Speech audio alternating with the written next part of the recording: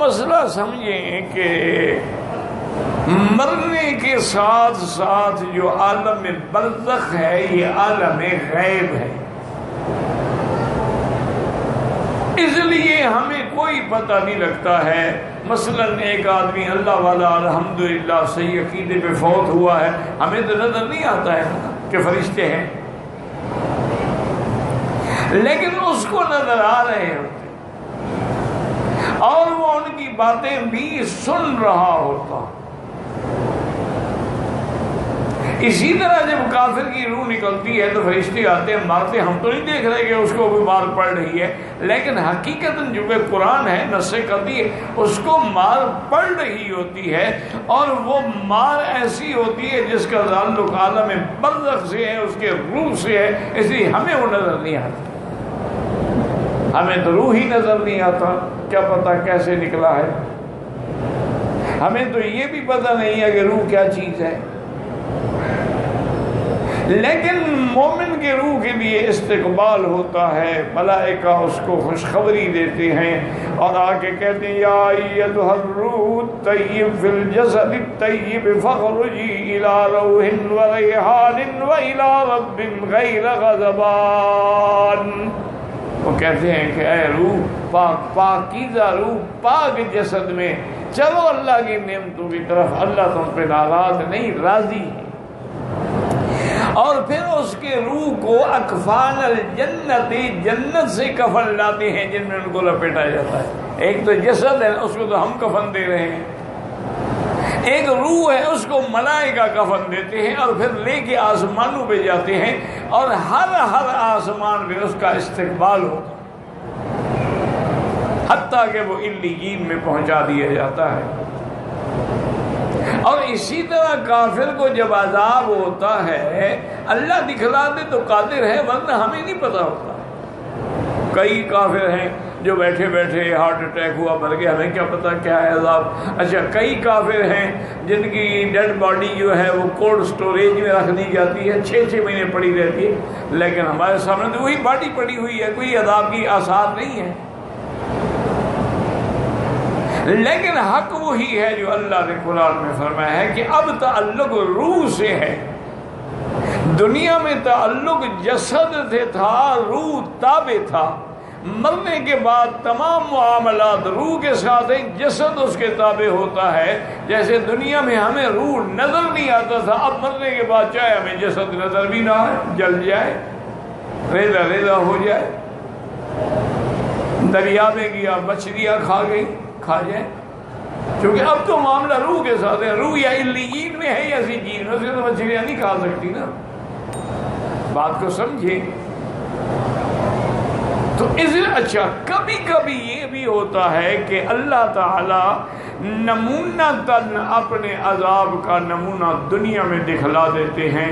ایک بڑا بدبخت تھا، مسلمان ہو کے مرتد ہوا، اور نعوذ باللہ وہ یہ باتیں بھی کہتا تھا کہ اللہ کے نبی جو قرآن لکھواتے ہیں وہ تو میں بناتا تھا، میں لکھتا تھا، قرآن تھوڑا ہے۔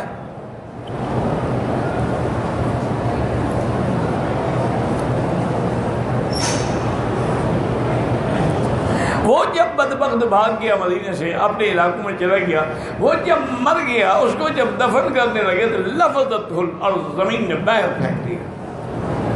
تو ایسا بھی کبھی کبھی ہو جاتا تاکہ دنیا نمونہ دیکھ لے۔ انہوں نے دوسرے دن بڑی گہری قبر کھودی اور دفن کیا، لفظت الارض، قبر نے پھر باہر پھینک۔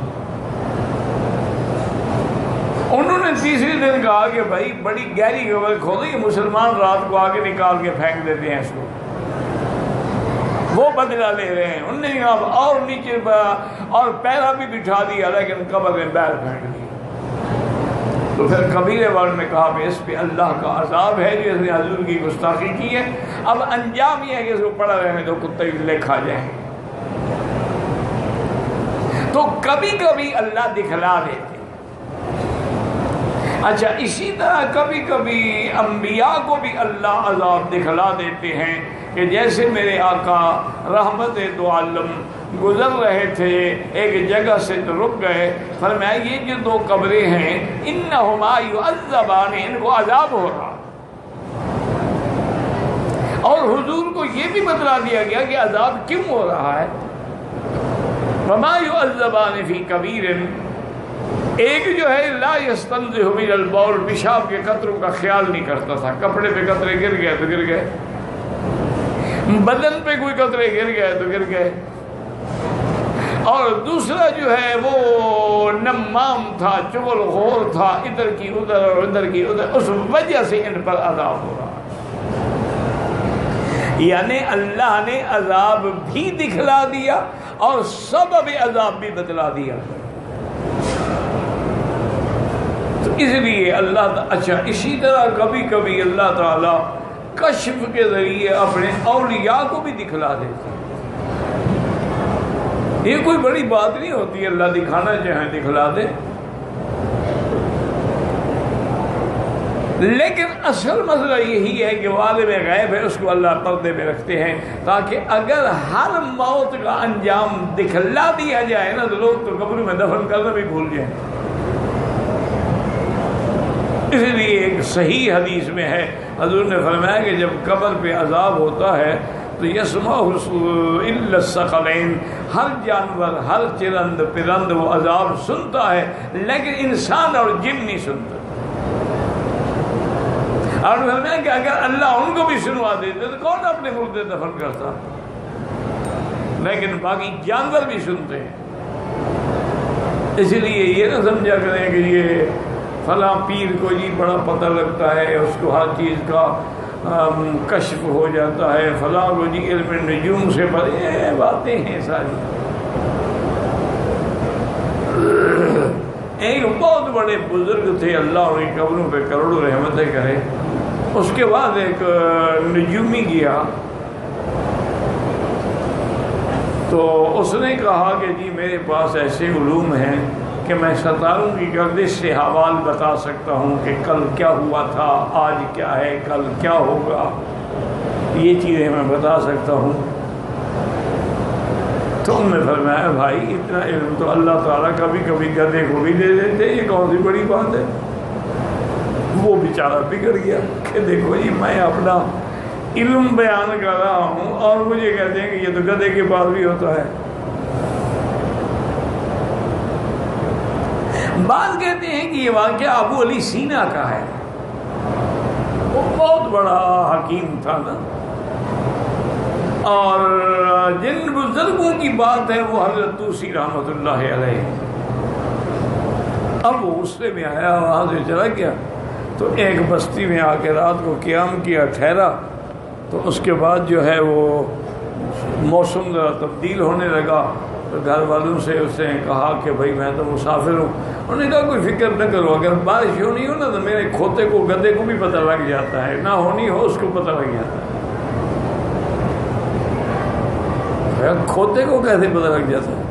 انہوں نے کہا اگر وہ اپنی دم کو 3 دفعہ اوپر مارے مانا بارش آ رہی ہے، اور نیچے مارے تو مانا ہوتا ہے بارش نہیں آ رہی۔ تو انہوں نے کہا ابھی کیا کیا کھوتے؟ انہوں نے کہا بارش آئے گی، اوپر مار رہا ہے۔ تو ان کو سمجھ آ گئی، انہوں نے کہا اچھا اللہ نے مجھے سبق دینا تھا کہ میں نے جو اس بزرگ کی بات سن کے غصے کا اظہار کیا، اللہ نے مجھے دکھا دیا کہ گدھے کو بھی میں چاہوں پھر دے دوں۔ اس نے توبہ کی، دوبارہ ان بزرگوں کی خدمت میں حاضر ہوئے۔ اللہ کی شان یہ ہے کہ پھر ابو علی سینا بڑے ذاکر، بڑے عابد، بڑے دین کے پابند ہوئے اور موت ایمان ہوئے۔ ورنہ اتنے بڑے لوگ جو ہیں یہ بھٹک پڑے جاتے ہیں۔ اس لیے ہمیشہ یاد رکھیں کہ اللہ تعالیٰ کبھی عذاب بھی دکھلا دیتے ہیں اور کبھی رحمت کا نمونہ بھی دکھلا دیتے ہیں۔ حضرت جابر فرماتے ہیں کہ سیل آیا تو شہداء احد کی قبریں جو تھیں نا وہ کھل گئیں، تو میں نے کہا کہ میں جا کے اپنے والد کی قبر سے میت نکال کے جنت البقیع میں دفن کروں۔ کہتے میں نے جا کے دیکھا بالکل ایسے معلوم ہوتا تھا کہ ابھی لیٹے ہیں، آگے 6 مہینے گزر چکے تھے۔ تو یہ اللہ تبارک و تعالیٰ کی ذات ہے۔ ورنہ اصول ہمیشہ یاد رکھو کہ موت کے بعد عالم برزخ ہے، اور عالم برزخ عالم غیب ہے۔ اللہ کھول دیں ان کی مرضی ہے۔